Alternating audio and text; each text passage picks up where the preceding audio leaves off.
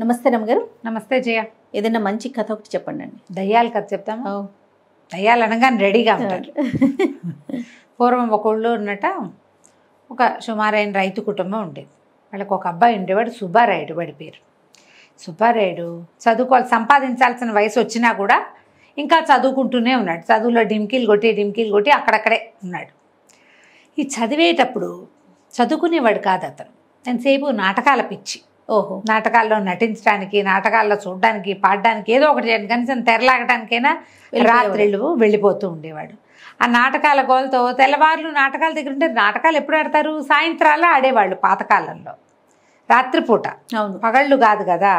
ఈ రాత్రిపూట వెళ్ళిన వాడు తెల్లవారు ఏం లేస్తాడు? ఆ బళ్ళోకి వెళ్ళేవాడు కాదు, కాలేజీకి వెళ్ళేవాడు కాదు. ఏ విద్య సరిగ్గా రాలా. వాళ్ళ నాన్నకు చాలా విసుగ్గా ఉండేది. అయితే ఏమైంది, ఒకనాడు ఎవరికి తెలియకుండానే చేస్తూ ఉండేవాడు, కానీ ఏదో ఒక నాటకానికి వెళ్ళాడు.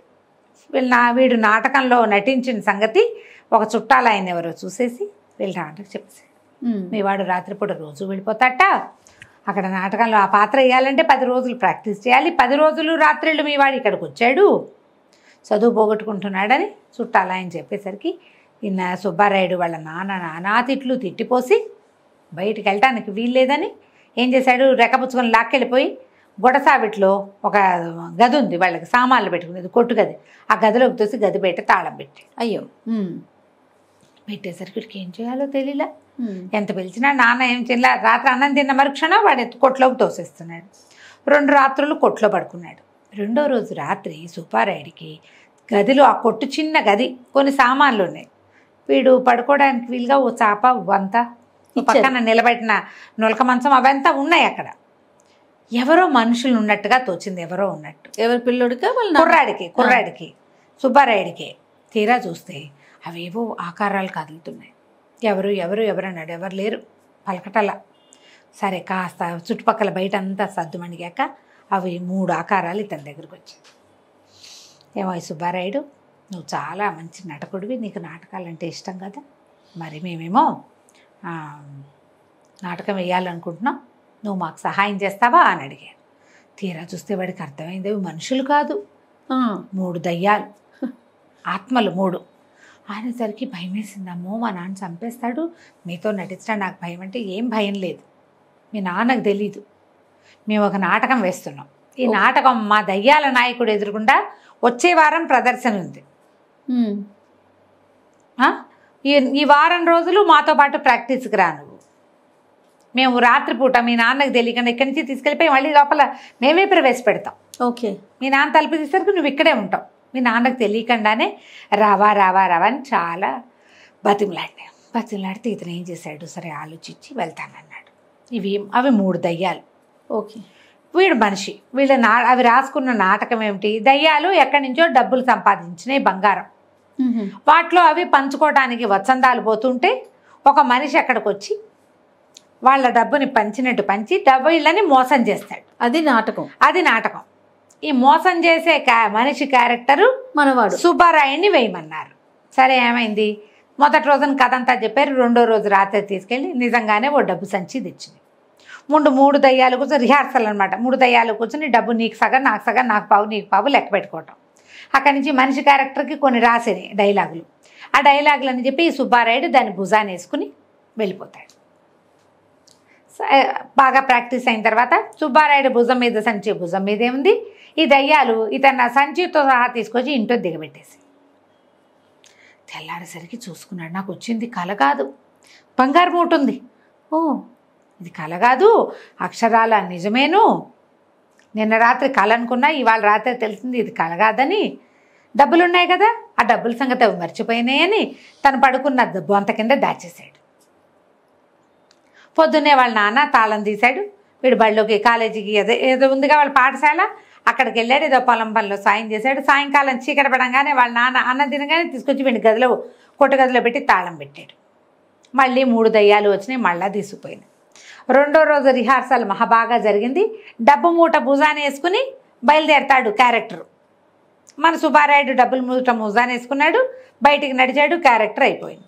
మళ్ళీ 3 దయ్యాలు సుబ్బారాయుడిని తీసుకొచ్చి కొట్టు గదిలో దిగబెడిచి 2వ రోజు పొద్దున కూడా అంత బంగారు మూట దాచుకున్నాడు. వరుసగా 4 రోజులు ప్రాక్టీస్ అయింది.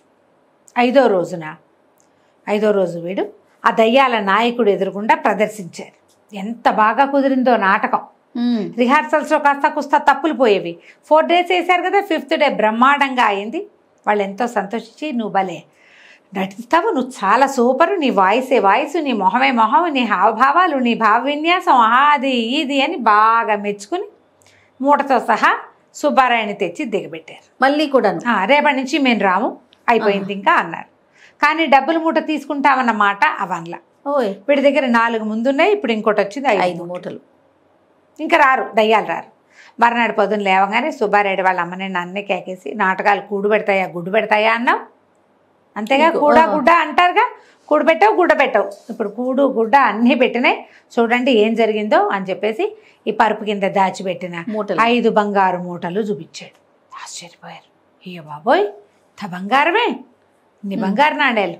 ఆశ్చర్యపోయి ఓ సంచి తెచ్చింది వాళ్ళమ్మ, మొత్తం మూటలని అందులో వేసి కట్టించింది. ఈ ఊరు వదిలిపెట్టి ఇంకా వెళ్ళిపోదాం మనం, దేవుంది ఊళ్ళో వ్యవసాయమేగా, పట్నం పోయి చక్కగా వ్యాపారం చేసుకుందాం, ఇల్లు వాకిలి కొనుక్కుందాం, ఇంత బంగారం ఉంది మన దగ్గర, వ్యాపారం చేస్తాను నేను అని చెప్పేశారు కల్లా. సరే అంతా మా మూటలు కట్టేశారు, సామాన్లు అవి ఊళ్ళో వాళ్ళందరికీ మేము వేరే ఊరు వెళ్ళిపోతున్నాం అని చెప్పేశారు. బంగారు మూట భద్రం చేసుకున్నారు. రాత్రికి సుబ్బారాయుడు పడుకోగానే 3 దయ్యాలు వచ్చేసి,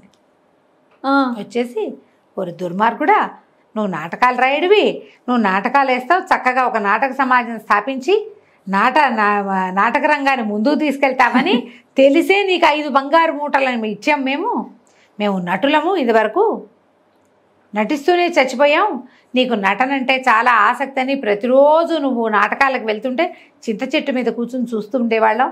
ఇంత నటన పిచ్చి, ఇంత నాటకాల పిచ్చి ఉన్నవాడికి డబ్బు అందిస్తే వాడు మంచి నాటక సమాజాన్ని పెట్టి నాటక రంగాన్ని ఉద్ధరిస్తాడు అనుకున్నాం, అంతేగాని డబ్బుల రంగాన్ని నువ్వు వేరే వ్యాపారం చేస్తావు, వేరే ఊరు వెళ్ళిపోతావని మేము కలగన్నామా? మా డబ్బులు మేము పట్టుకుపోతున్నాం, నీకు ఏమి నటన పట్ల నీకు నిబద్ధత లేదు, కేవలం చదువు మానేయడానికి ఒక వేషం చొప్పున తీసుకున్నావు అది నువ్వు, అంతే. నీ ఏడుపు నువ్వు వేడు అని ఎక్కడ పోయి దాచిపెట్టారో బంగారు మూట పుచ్చుకుని వెళ్ళిపోయింది. ఇంకేముంది, తెల్లవారేసరికి ఊరందరికీ మేము ఊరు వదిలిపోతున్నామని చెప్పారు, బంగారం లేదు, లబో దీపో. వాళ్ళ నాన్న అమ్మ ఇంకేం చేస్తారు, చూసావా నాటక రంగం వల్ల ఎలా అయిందో అని మళ్ళీ వాడినే తిట్టారు. కథ కంచికి మనం ఇంటికి. బాగుందండి. నమస్తే రమగారు. నమస్తే.